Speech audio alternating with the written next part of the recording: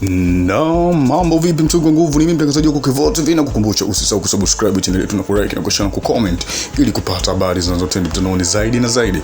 Bwana, story kubwa inamwongelea Roshan. Wengi tunajua bwana, huyu mchezaji wa Mamelodi sasa amekuja Msimbazi kwa mkopo. Wengi tunajua story nyingi zinazotrend, huyu mchezaji amekuja kwa mkopo hapo Msimbazi. Sasa issue ambayo ina trend ipo viral sana, inaongelea Mamelodi wenyewe kuja kumtaka mchezaji wao. Mamelodi bwana, wameona mchezaji wao kiwango chake kimekuwa kikubwa sana na anafanya vizuri hapo Msimbazi. Tunajua kabisa ana mechi chache hapo Msimbazi, lakini anafanya mambo makubwa sana.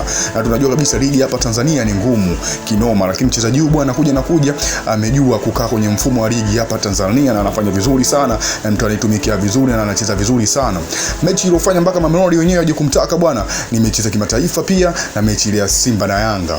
Wamefanya waiangalie kwa umakini, wajue kabisa mchezaji wao anafanya vizuri sana ligi za hapa Tanzania na waje kumchukua. Tunajua kabisa Mamelodi wana wachezaji wawili ambao wamekuja ligi ya hapa Tanzania kwa mkopo. Tunajua kabisa Roshan amekuja hapa kwa mkopo pia, na Mayama amekuja kwa mkopo pia hapa Bongo. Kwa hiyo mambo yamekuwa mengi sana.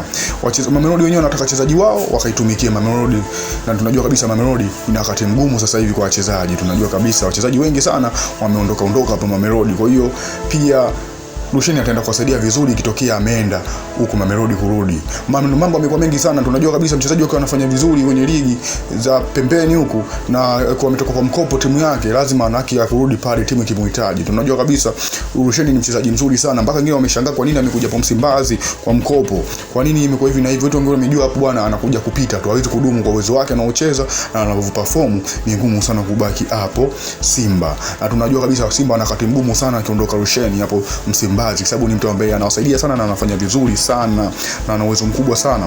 Mambo yamekuwa mengi kwa upande wake, kwa sababu anajua kabisa yeye ndio injini kule nyuma.